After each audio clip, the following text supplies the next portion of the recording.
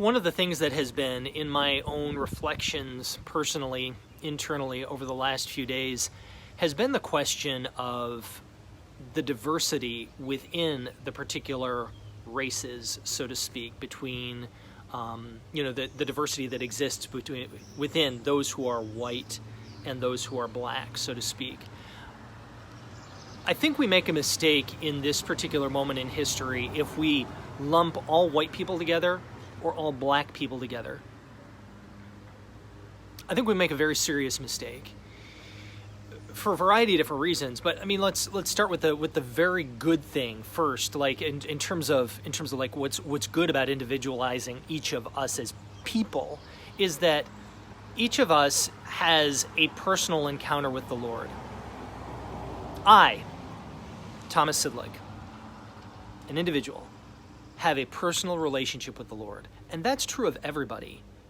I mean, I'm sure plenty of other white people do, but we don't do it as a mass of white people. In fact, I know there's a heck of a lot of white people out there that are not friends with the Lord. He wants to be friends with them, but they intentionally reject him. And the same thing with black people, so to speak. All of us are different. All of us have different experiences. And it's interesting. I was talking with a friend of mine yesterday, another priest who is, I think on his mom's side, I think there's a Germanic descent. On his dad's side, he is ethnically Chinese, and so I asked him, as somebody who's of a different race than me, I'm like, hey, what's been your experience of race and racism and the like? It's interesting. In the course of the conversation I had with him, what he expressed to me was that his experience of race was actually different than that of his sisters because of particular experiences that he'd had.